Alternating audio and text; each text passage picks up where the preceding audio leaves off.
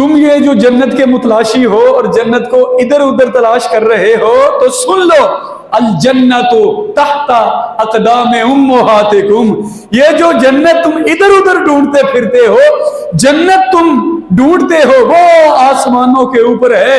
ارے الجنت تحت اقدام امہاتکم، تمہاری جنت تو تمہارے ماں کے قدموں کے نیچے رکھ دی گئی انشاءاللہ۔ دیکھیے انسانی جسم میں سب سے ارذل عضو کون سا ہوتا ہے؟ فی المنام، سب سے ادنا، جو عربی سمجھنے والے ہیں لطف لیں گے انشاءاللہ۔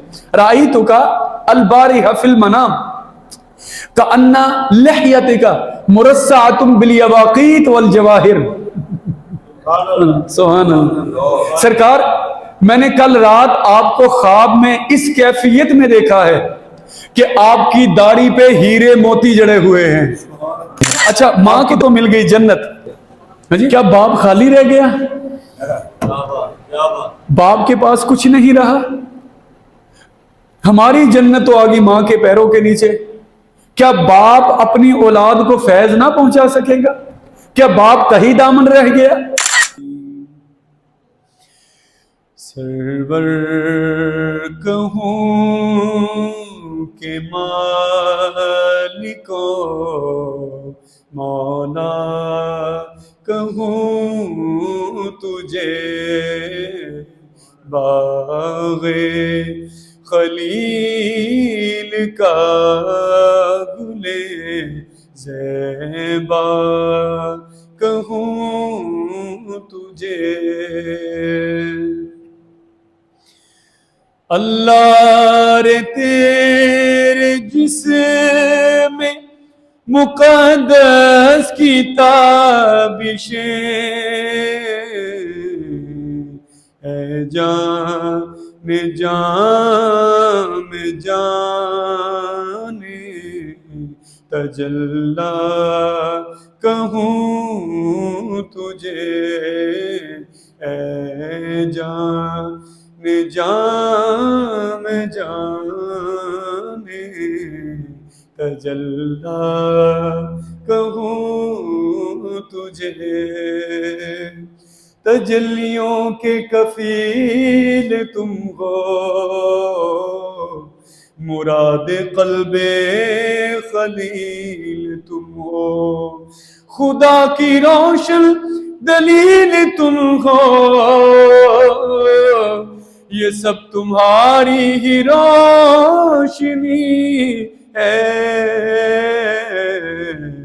اے جان جام جان تجلی کہوں تجھے۔ تیرے تو وصف عیب تناہی سے ہیں بری، حیران ہوں میرے شاہ میں کیا کیا کہوں تجھے، لیکن رضا نے ختم سخن اس پہ کر دیا،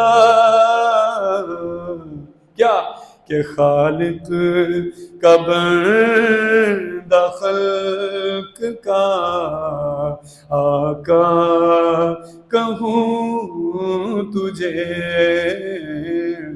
سرور کہوں کہ مالکو مولا کہوں تجھے۔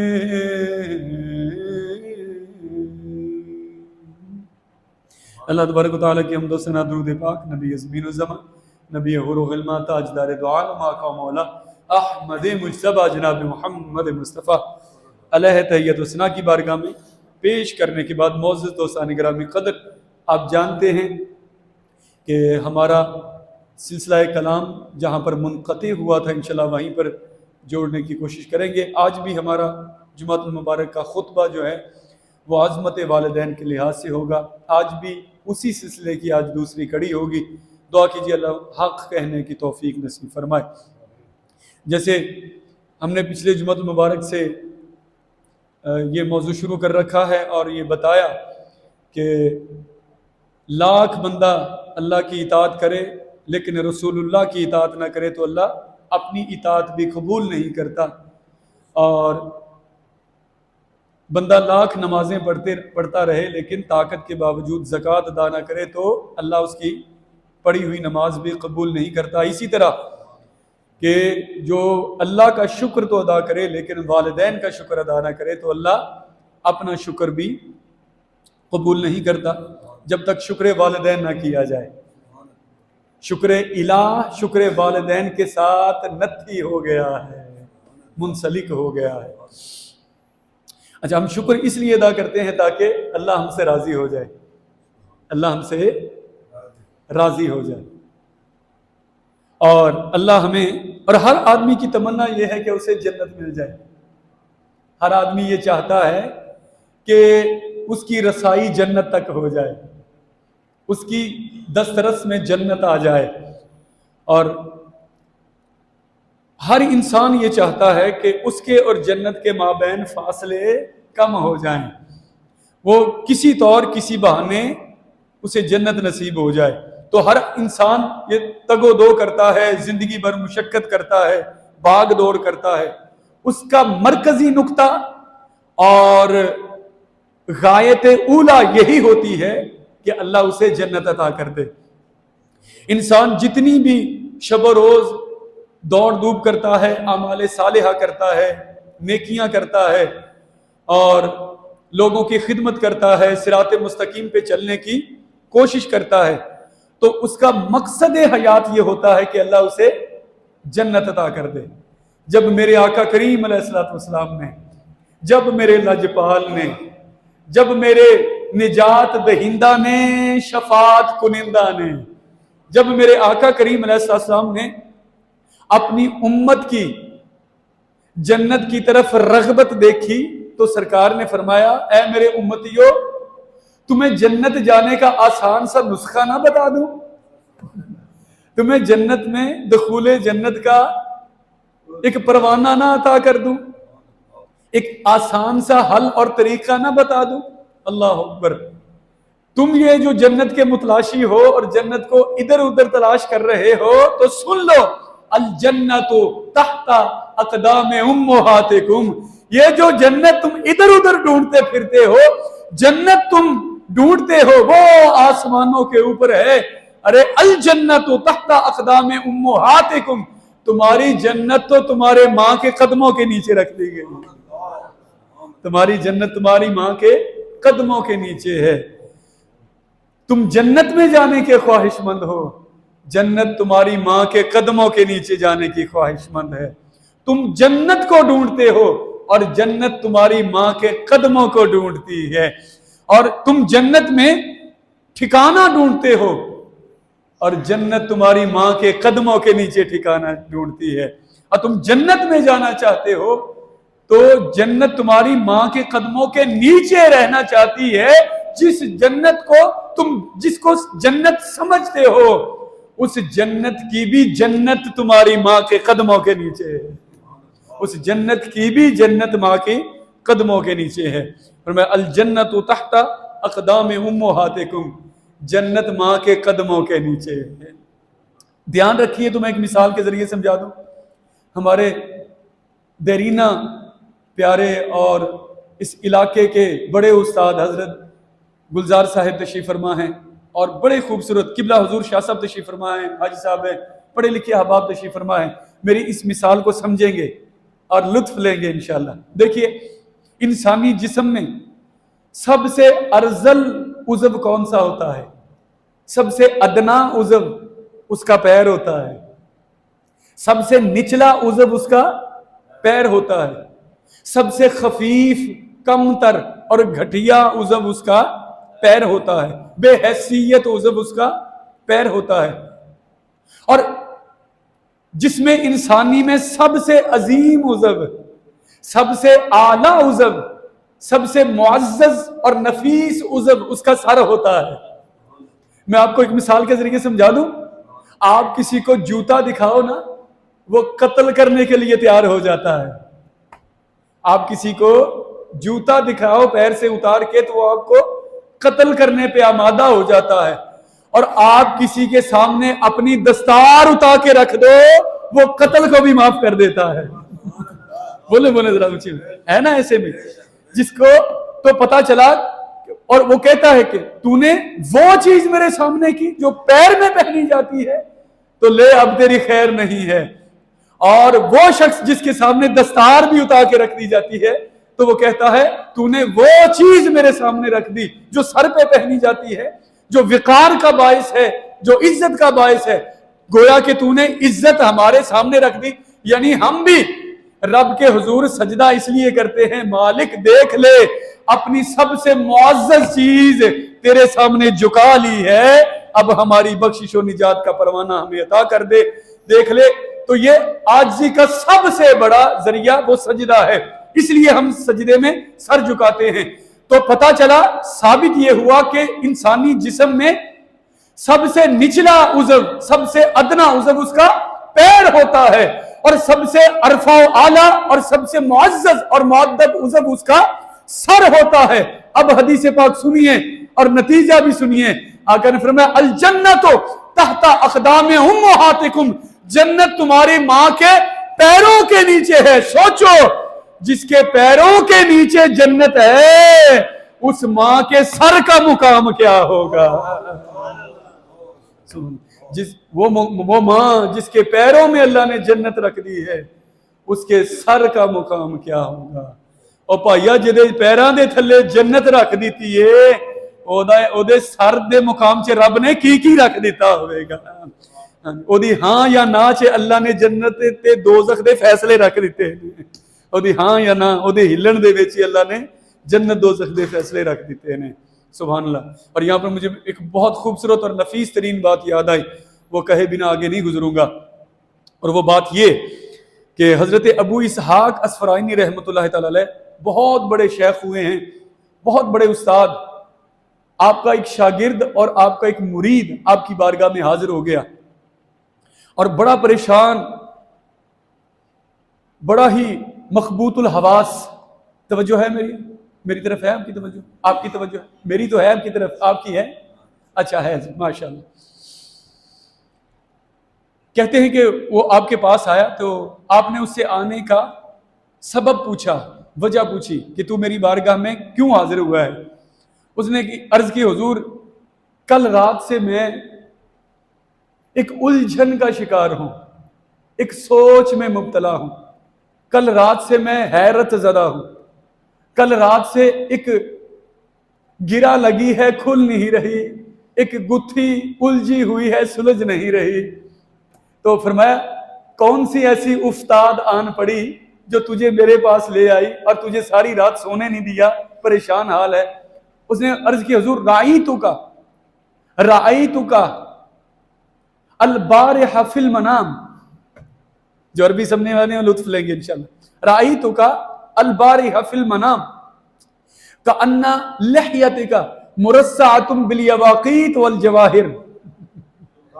سبحان اللہ.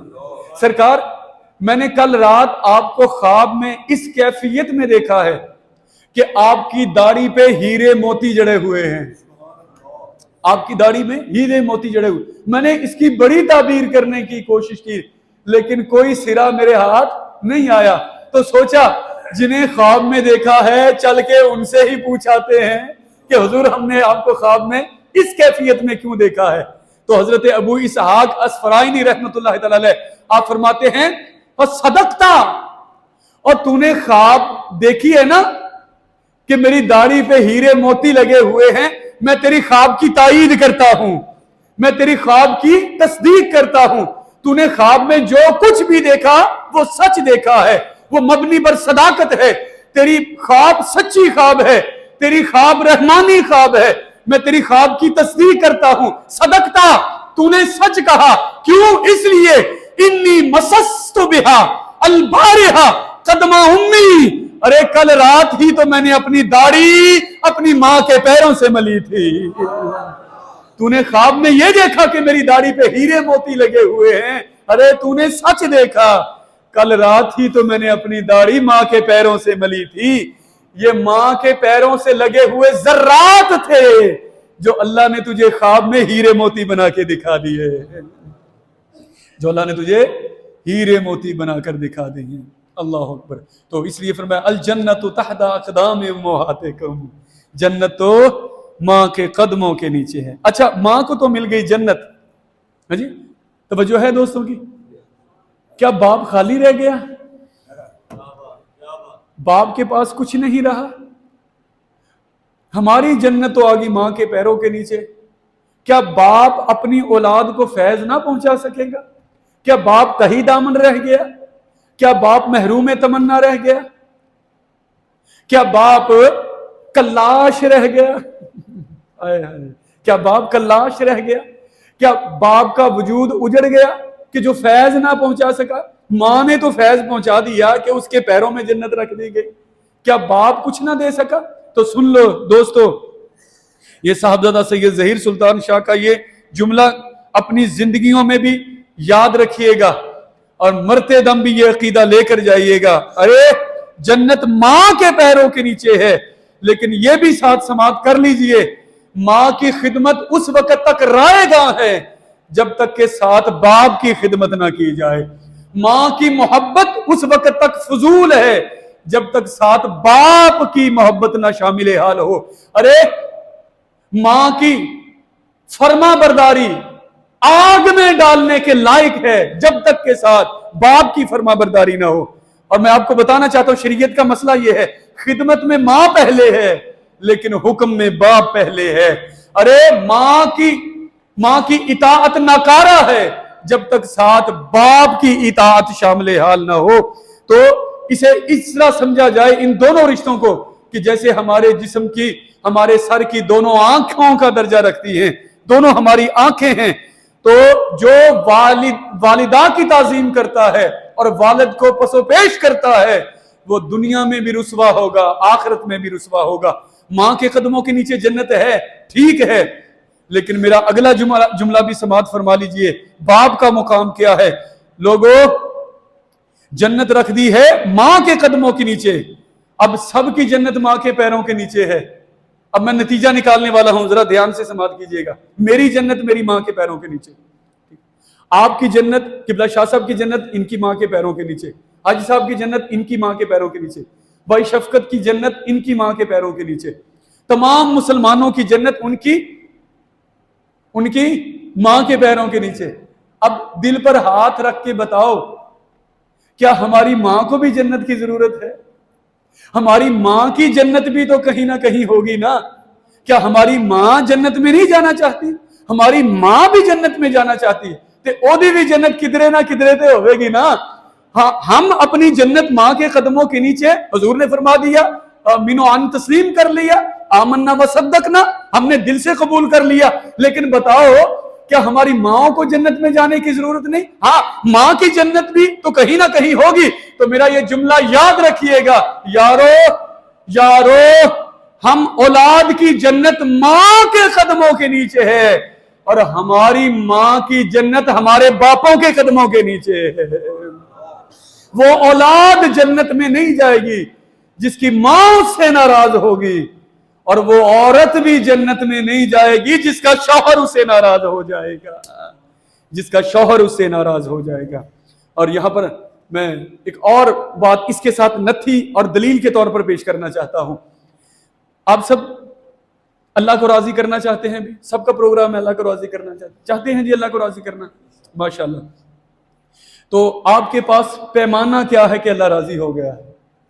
آپ کو معلوم کیسے ہو کہ اللہ راضی ہو گیا ہے؟ بھی کسی نہ کسی چیز کو پرکھنے کے لیے کوئی نہ کوئی آلہ ہوتا ہے نا، بخار چیک کرنے کے لیے بھی آلہ ہوتا ہے، بلڈ پریشر چیک کرنے کے لیے بھی آلات نکلے ہیں نا، دیگر امراض چیک کرنے کے لیے آلات موجود ہیں۔